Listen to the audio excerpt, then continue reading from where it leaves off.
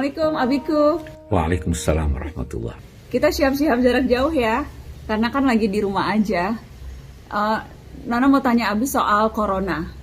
Sebagian kalangan menyebarkan informasi dan bilang virus corona ini tentara Allah yang sengaja diturunkan untuk menghukum manusia.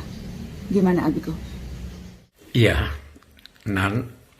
memang terlalu banyak nih berita, tulisan dan sebagainya yang simpang siur. Ada yang tidak bertanggung jawab dan ada juga yang memang ada kebenarannya. Dalam konteks menanggapi bencana corona ini, Abi tidak sependapat dengan mereka yang berkata ini adalah siksa Allah.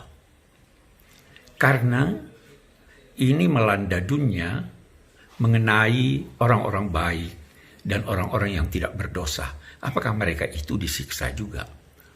Abi lebih senang untuk menyatakan bahwa ini adalah bencana yang merupakan ujian dan peringatan dari Allah untuk umat manusia yang dewasa ini seringkali angkuh dan merasa diri mampu melakukan segala sesuatu.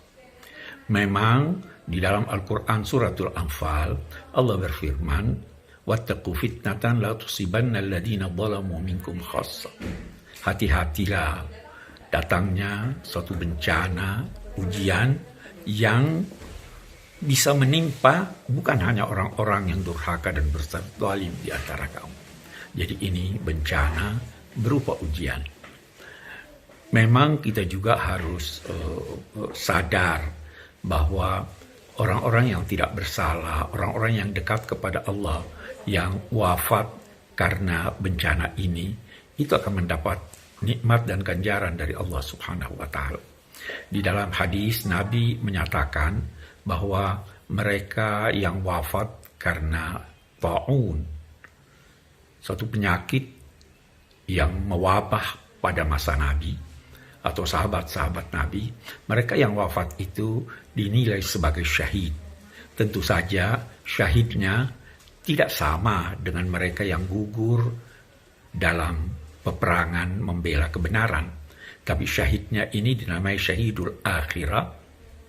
Jadi mereka tetap dimandikan, disalatkan, dikafankan.